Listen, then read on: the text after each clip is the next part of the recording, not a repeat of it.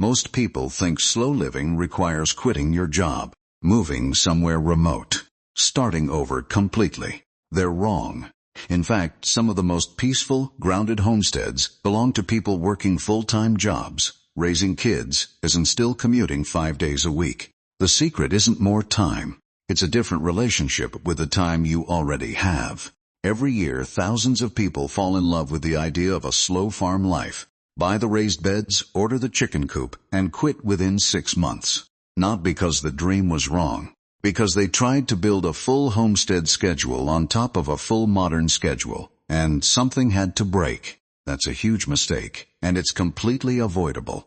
Today we're covering 10 specific ways busy people build a genuinely slow, grounded farm life without adding hours they don't have.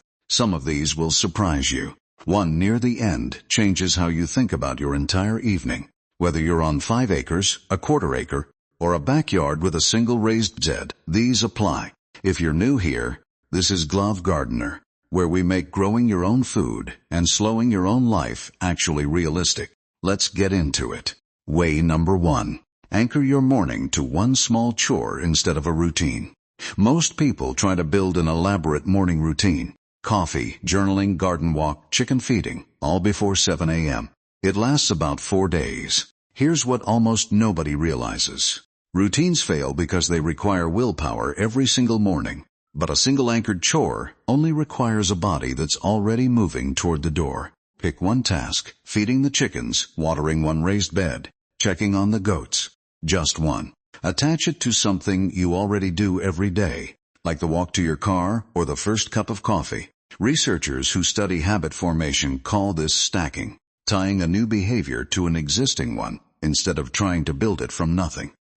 It works because your brain doesn't have to make a new decision.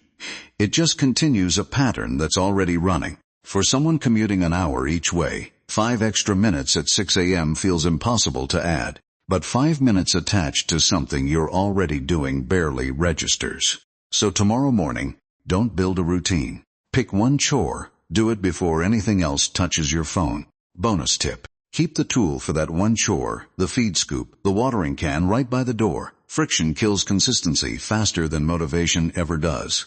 But mornings are only half the picture. What happens after work matters even more, and that's where most busy homesteaders quietly give up. Way number 2.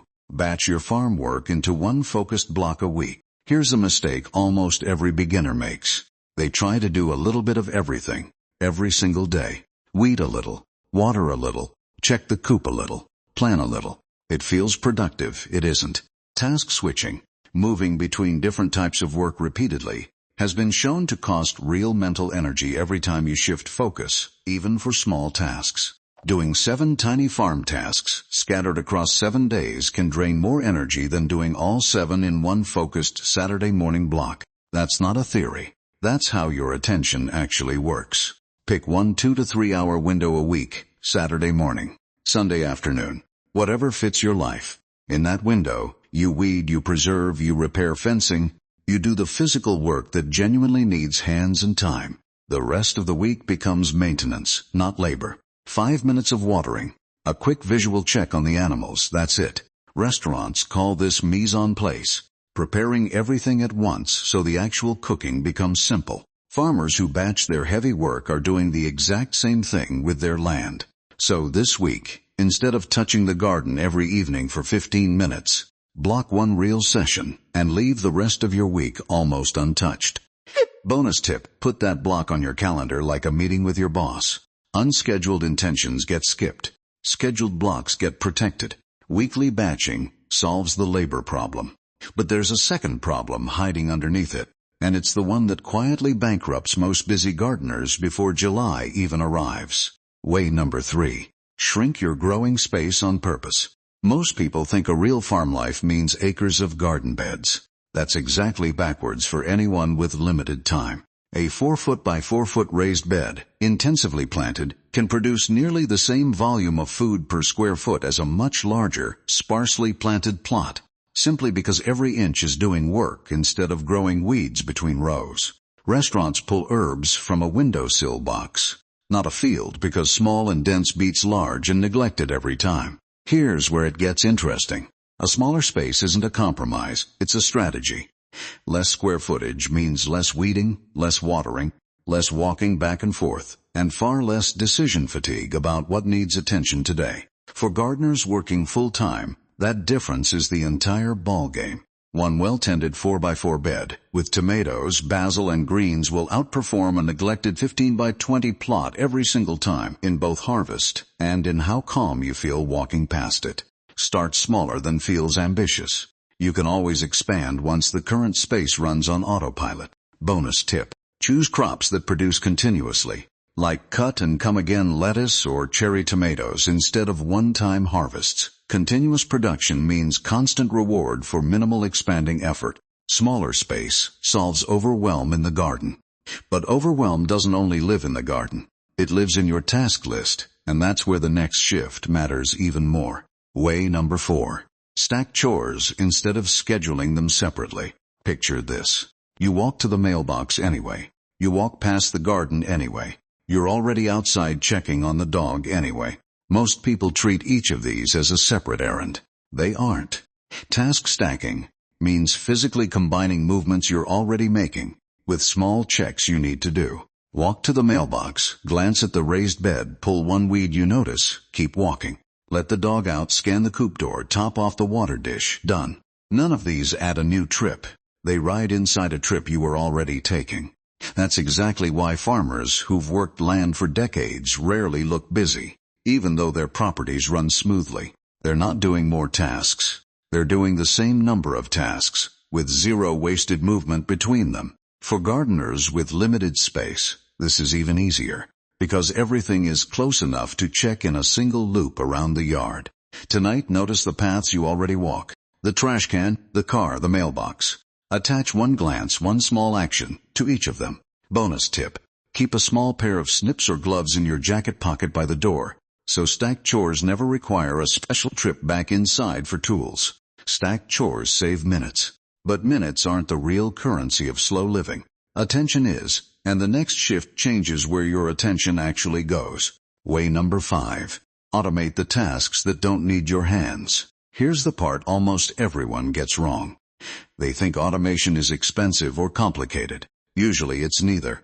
A simple drip irrigation kit on a timer, the kind that costs less than one restaurant dinner, can water an entire raised bed for a week without you touching a hose.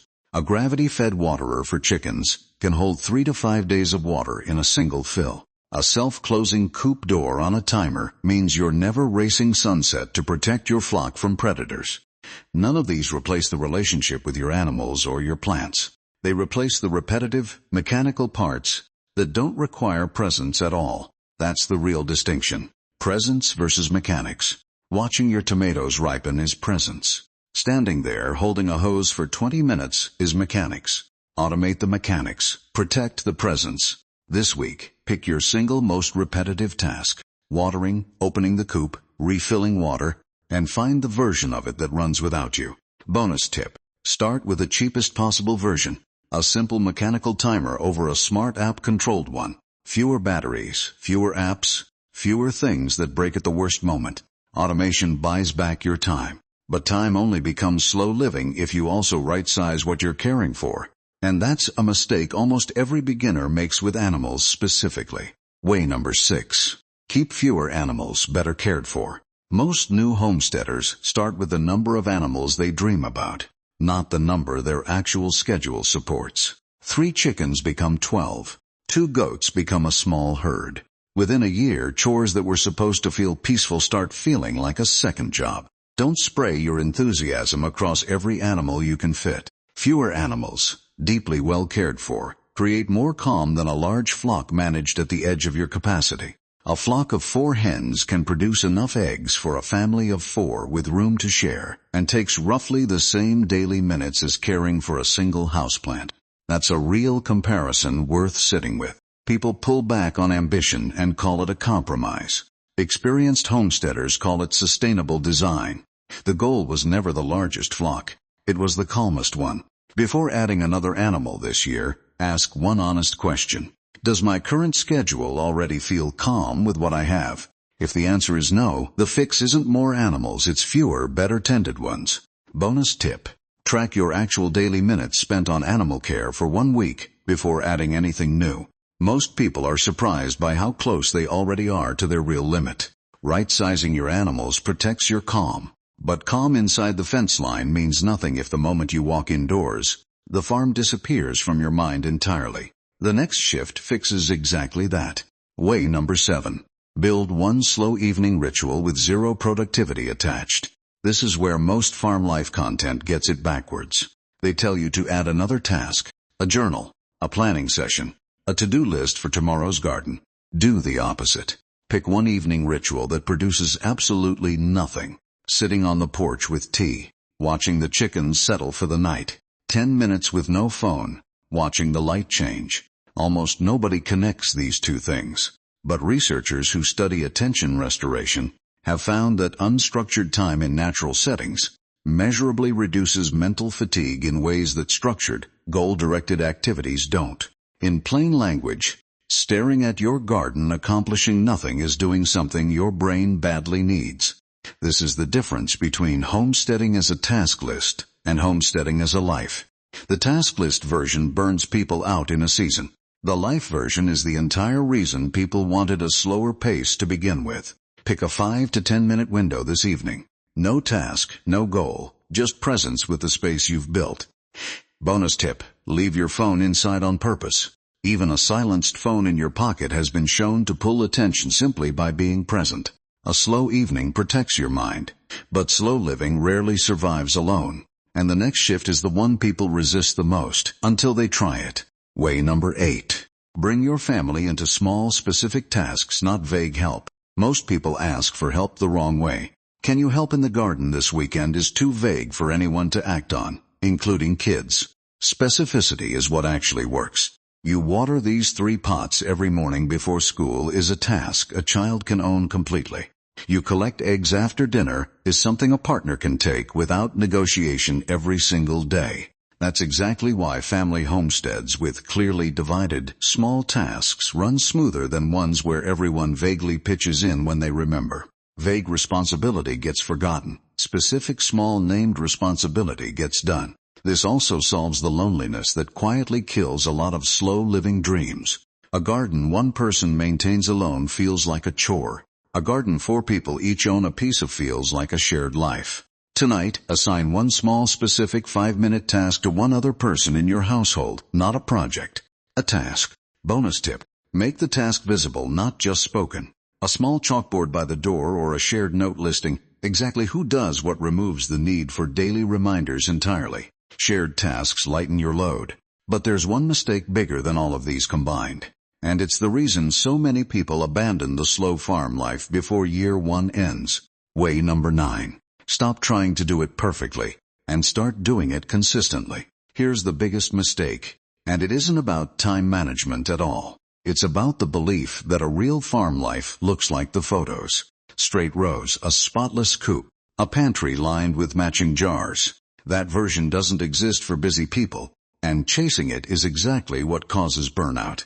A garden with some weeds that still gets watered beats a perfect garden plan that never gets planted. A coop cleaned imperfectly every week beats a coop you're too intimidated to clean because it's not spotless enough to start. People pull back entirely because they can't do it perfectly. Experienced homesteaders keep going because they stopped requiring perfection years ago. Consistency compounds, perfection procrastinates. A tomato plant doesn't know your rows are crooked. It just knows whether it got watered. This week, lower the bar on purpose. Do the imperfect version of every task on this list rather than skipping it while waiting for the ideal version. Bonus tip. Keep a small running note of what actually got done each week, not what should have gotten done. Momentum comes from evidence, and evidence looks like a list of real, imperfect wins. Consistency keeps the whole system alive. But there's one final shift that ties every single one of these together, and it's the one that determines whether this becomes a permanent part of your life or a phase that fades by autumn. Way number 10. Protect one tech-free hour a day for the farm, not the to-do list. This is the biggest one. Save it for last on purpose. Most people's farm time gets absorbed by phones without them noticing. Photographing the garden for social media instead of tending it. watching gardening videos instead of walking outside, researching the perfect setup instead of using the imperfect one already sitting in the yard. None of that is slow living. It's just a different screen with dirt in the background. Don't spray your attention across 3 tabs and a scrolling feed while you're supposed to be present with your animals and your soil. Pick 1 hour a day, even 30 minutes if that's genuinely all you have, and make it completely tech-free. Phone inside, no podcasts, no notifications buzzing in your pocket while you're pulling weeds. That single hour becomes the anchor for everything else on this list. The morning chore, the batching block, the evening ritual, the shared tasks, all of it becomes real inside that protected hour, instead of theoretical inside an app. People with the busiest schedules who still describe their life as slow all share this one habit. Not more land, not fewer obligations. One protected, tech-free hour where the farm gets their full attention. Bonus tip: put your phone in a different room, not just face down on the counter. Visibility alone has been shown to pull at attention, even when a phone is silent and untouched. So let's bring this together. Anchor one morning chore instead of a routine. Batch your heavy work into a single weekly block. Shrink your growing space on purpose. Stack chores onto trips you're already taking. Automate the mechanics, not the presence. Keep fewer animals better cared for. Build one evening ritual that produces nothing but peace. Bring your family into specific, ownable tasks. Choose consistency over perfection every time. And protect one tech-free hour a day for the life you're actually trying to build. None of these require quitting your job. None of these require acres you don't have. They require choosing, on purpose, where your limited time actually goes. Here's your task for this weekend. Don't try all 10 at once. Pick one. Just one.